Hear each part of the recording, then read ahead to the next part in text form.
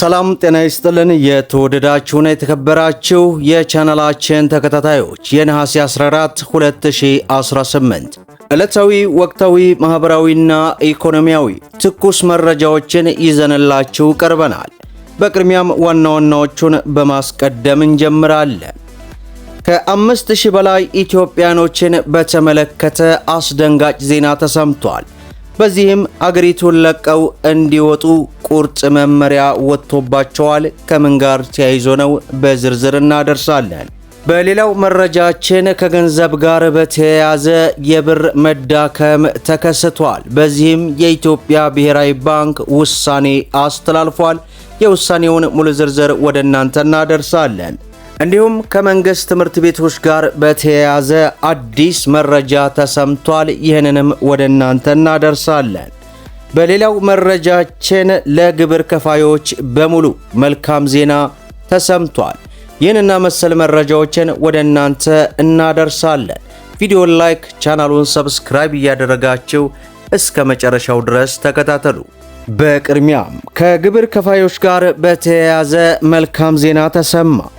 በተሻሻለው የገቢ ግብር አዋጅ የሂሳብ መዝገብ የመያዣ ግዴታ ከተጣለባቸው የሙያ አገልግሎት ሰጪዎች መካከል ጠበቆች በ2018 የግብር ዓመት የሚከፍሉት ግብር እንደ በፊቱ በመቶኛ ተቀናሽ ስሌት ታስቦ እንዲከፍሉ እንዲደረግ ጥያቄ መቀረቡ በዚህ ሰዓት ተገለጸ። በሰኔ ወር 2017 በሕዝብ ተወካዮች ምክር ቤት የጸደቀውና ወደ ሥራ የገባው የገቢ ግብር አዋጅ ቁጥር 13/2017 የደረጃ ለግብር ከፋዮችን የግብር አከፋፈል በሚደነግገው አንቀጽ ግብር የሚከፍሉት በጠቅላላ የሽያጭ ገቢያቸው ላይ እንደሚሆን ይገልጻል። ነገር ግን ይህ አንቀጽ የሕግ ባለሙያዎችን ጨምሮ 8 የሙያ አገልግሎት የሚሰጡ ግብር ከፋዮች ላይ ተፈጻሚ እንደማይሆንም ተደንግጓል። በሙያ አገልግሎት የተሰማሩ ግብር ከፋዮች በአዋጁ ደረጃ ሀ የሚጠየቀውን የሂሳብ መዝገብ የመያዣ ግዴታ እንደሌለባቸው የሚደነግግ ሲሆን የደረጃ ለግብር ከፋዮች በእያንዳንዱ የግብር ዓመት የንግድ ሥራ ገቢ ግብር የሚከፍሉት የሚኒስትሮች ምክር ቤት በሚያወጣው ደንብ በሚወስነው የአከፋፈል ዘዴ እንደሚሆን ተገልጿል።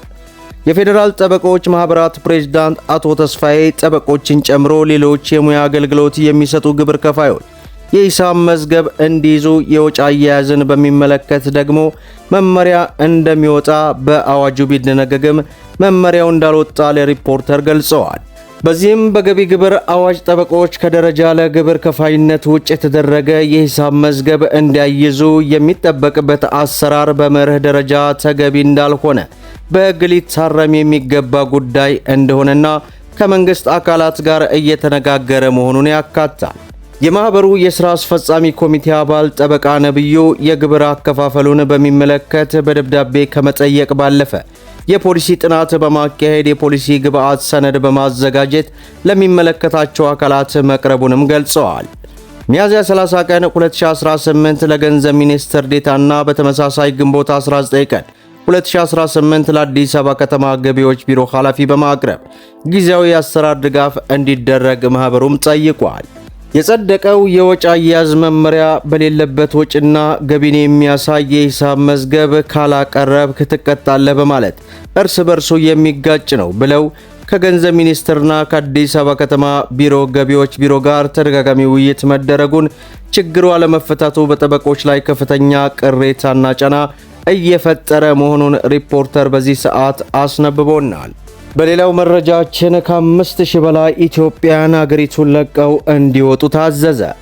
በአሜሪካ የፌዴራል ፍርድ ቤት የዶናልድ ትራምፕ አስተዳደር ከ5000 በላይ ለሚሆኑ ኢትዮጵያን ተሰጥቶ የነበረውን ጊዜያዊ የሕጋዊ መኖሪያና የሥራ ፍቃድ ጠበቃ እንዲያበቃ ውሳኔ አስተላለፈ። የፌዴራሉ ዳኛ ማክሰኞ ዕለት ባስተላለፉት ውሳኔ የሀገር ውስጥ ደህንነት መስሪያ ቤት በኢትዮጵያ ላይ የነበረውን የቲፒኤስ ጥበቃ ለማቋረጥ ያቀደውን እርምጃ እንደማይፈጽም ታግዶ የቆየውን የሕግ እገዳ በማንሳት የትራምፕ አስተዳደር እርምጃውን እንዲቀጥልም ፈቅዷል። ጊዜያዊ የሕጋዊ መኖሪያ ጥበቃ በኢትዮጵያ በነበረው የፖለቲካና የጸጥታ ችግር ምክንያት በጆ ባይደን አስተዳደር ወቅት በ2022 ተሰጥቶ የነበረ ነው። የፌዴራል ዳኛው ይህንን እገዳ ያነሱት የአሜሪካ ከፍተኛ ፍርድ ቤት ሰኔ ወር ላይ የትራምፕ አስተዳደር የቲፒኤስ ጥበቃዎችን የማቋረጥ ስልጣን እንዳለው የሰጠውን ውሳኔ ተከትሎ ነው። ምንም እንኳን ህጋዊ የመኖሪያና የሥራ ፍቃድ የመሰረዝ ሂደት የሚቀጥል ቢሆንም የውሳኔው ህገ መንግስታዊ አስመልክቶ የተመሰረተ ክስ በፍርድ ቤት ውይይት እንደሚደረግም ተገልጿል።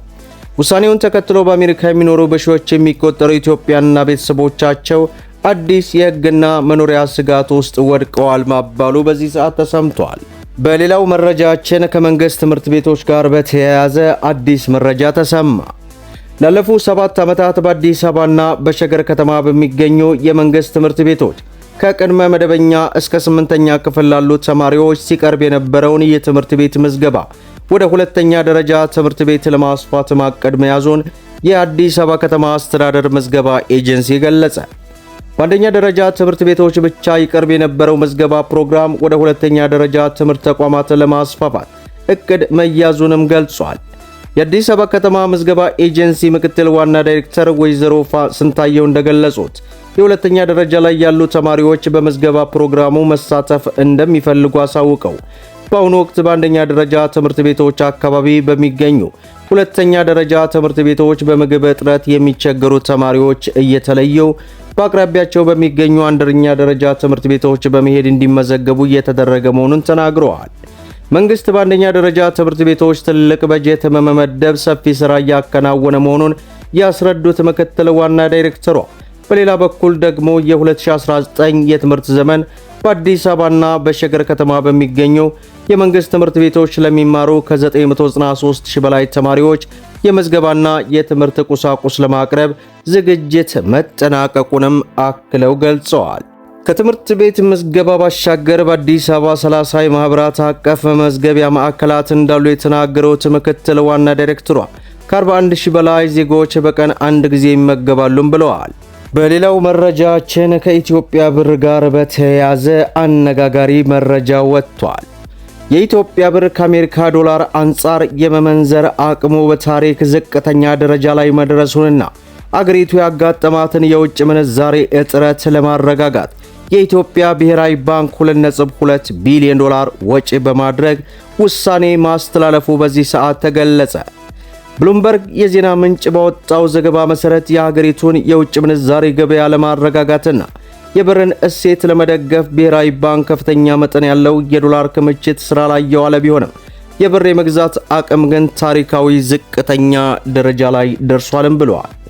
የውጭ ምንዛሬ ገበያ ላይ የታየው ተጽዕኖ በሀገሪቱ ምጣኔ ሀብትና በዜጎች ዕለት ተዕለት የኑሮ ውድነት ላይ ተጨማሪ ጫና ይፈጥራል የሚል ስጋት የፈጠረ ሲሆን የብሔራዊ ባንክ ውሳኔና በውጭ ምንዛሬ ገበያ ላይ የሚወሰዱ ቀጣይ እርምጃዎች ዓለም አቀፉን የፋይናንስ ማህበራትን ትኩረት ይስባል ማለቱን ብሉምበርግ በዚህ ሰዓት ያወጣውን መግለጫ ተመልክተናል። መደመጥ ያለባቸው ወሳኝና አነጋጋሪ የሆኑ መረጃዎችን ይመስላሉ። ቪዲዮን ላይክ ሸር አድርጉት እያሉ እስከ ፍጻሜው ድረስ አብራችሁን ስለቆያችሁ ልባዊ ምስጋናችን እየሰጠን በሌላ ቪዲዮ እስከምንገናኝ ወሰላሙ አለይኩም ወራህመቱላህ።